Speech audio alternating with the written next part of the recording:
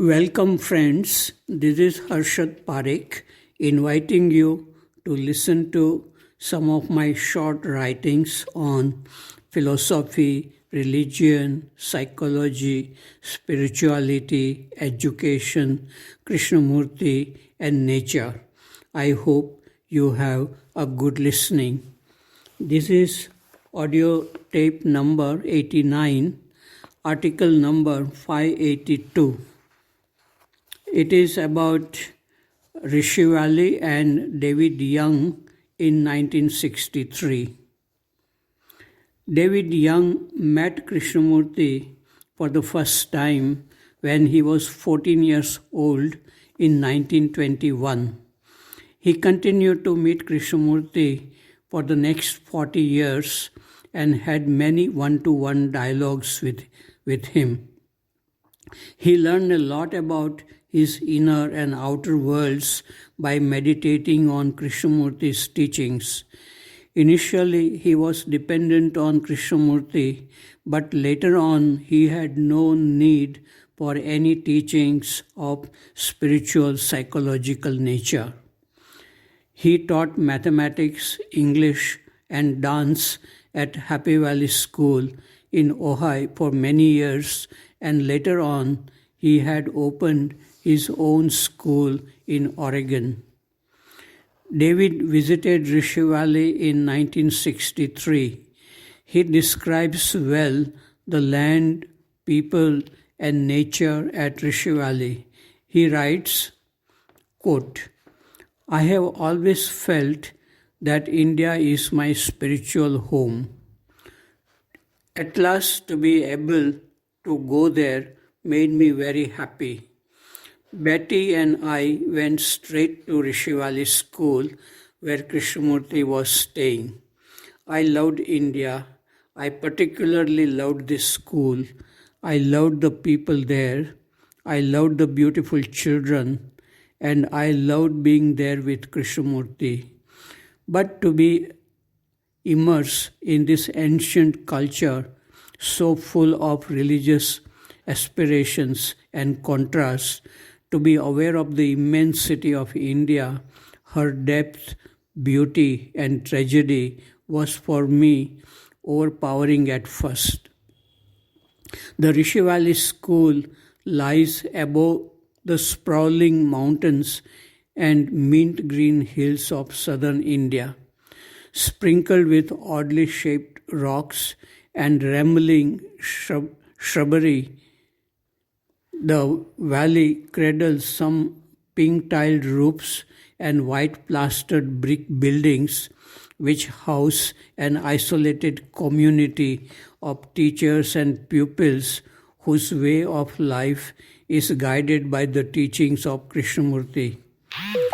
His annual talks with the students and teachers are at the heart of the project.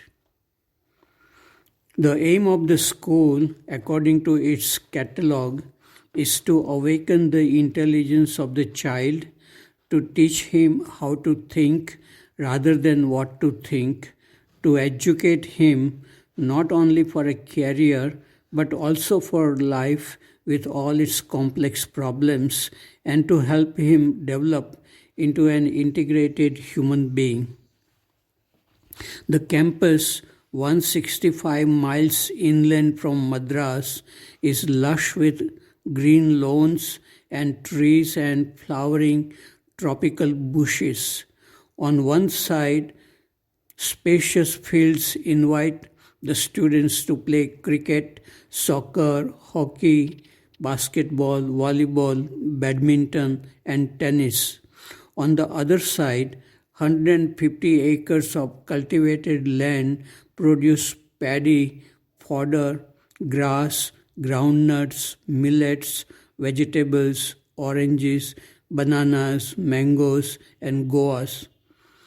Well-kept path of red earth, swept by servants with short-handled brooms, take us past tall tamarind trees to the main hall, where innocent voices at morning assembly sing haunting Indian songs and chant ancient deeply religious Sanskrit verse. Seemingly attracted by the music, twittering birds perch up high inside, adding to the bewitching atmosphere. Always one must move carefully to avoid the huge wandering scorpions, numerous colonies of large black ants, and deadly cobras, occasionally found on a doorstep, in a room, or over a bed. Daylight brings a multitude of noisy, aggressive crows bent on stealing food, even indoors. After swallowing their meals at a safe distance, they express their appreciation with a raucous thank you. Upright men in Western clothes or white flowing robes, and erectly postured women in many colored saris move about in dimly lit classrooms clustered around a courtyard blooming with roses. Seated at small brown desks, shy though friendly students prepare for stiff examinations. The boys wear grey or tan shorts, white or checked shirts and pullovers and jackets. The girls wear blouses and skirts, dresses or saris, and keep their long black hair in pigtails tied with ribbons and adorned with flowers. Always one is greeted by a polite "Good morning, sir" or "Good afternoon, sir." Near the orchards, a huge, many trunked banyan tree shelters an open air theatre where Bharatnatyam dance dramas are performed.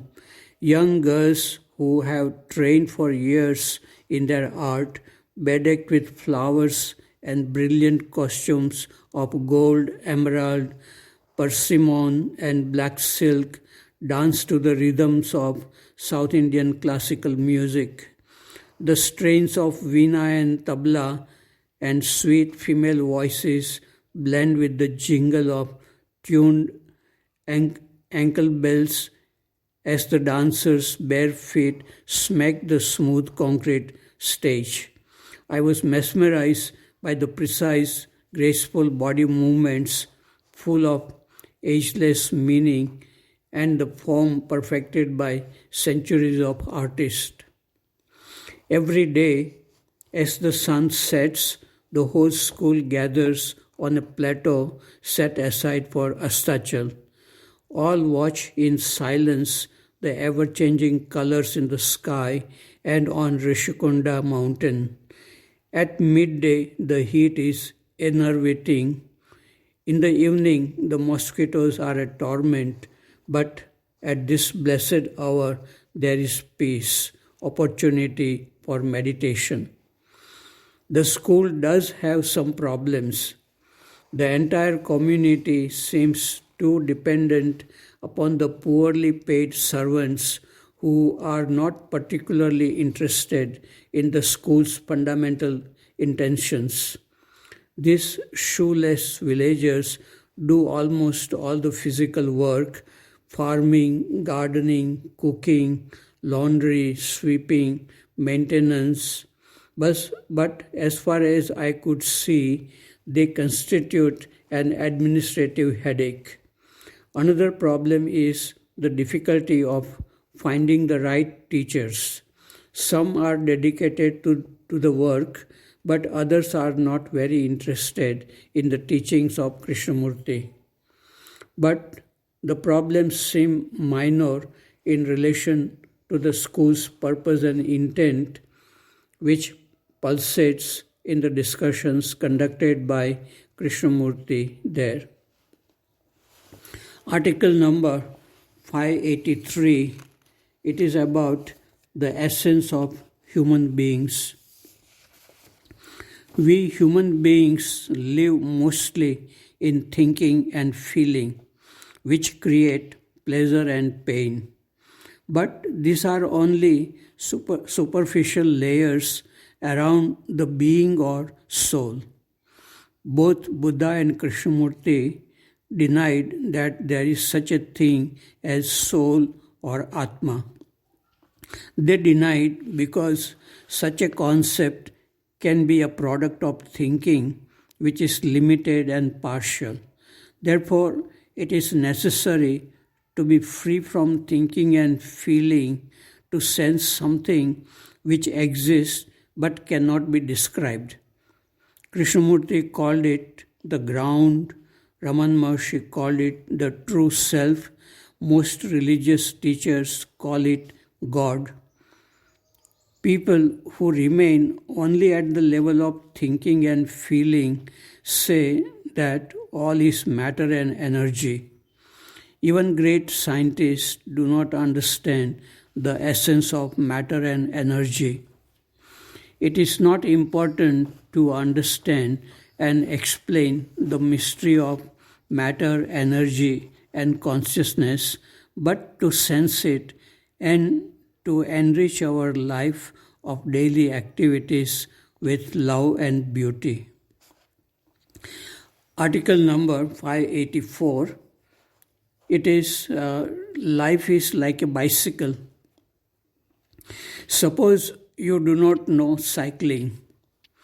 You sit on a bicycle and someone gives a push to the bicycle from behind. The bicycle moves in a balanced position on a smooth road. But the moment you are afraid of falling, you actually fall. Life is like that bicycle.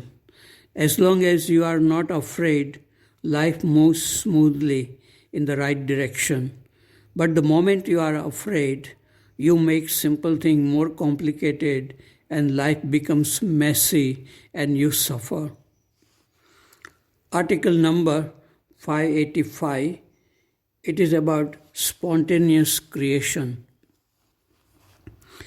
The mind perpetuates itself by thinking consciously or unconsciously. It wants to create pleasure and pain and avoid pain. It wants to strengthen itself and to impress others. True creativity comes only when there is maturity, integration, silence, and affection. Poets and painters, musicians and dancers need to probe the depth of unconscious to bring about pearls of truth, beauty, and happiness. Many poets keep on thinking and feeling about the same lines of poem until they find the right expression. Only after several revisions they are ready to show their poems to others for criticism. Does not this take away spontaneity, freshness from the poems? According to them, no. They want to express their inner world through correct phrases, words, and structure of lines. Then only it would be understood by others. Only poets like Walt Whitman and Rilke sometimes write spontaneously and publish their poems without any revision.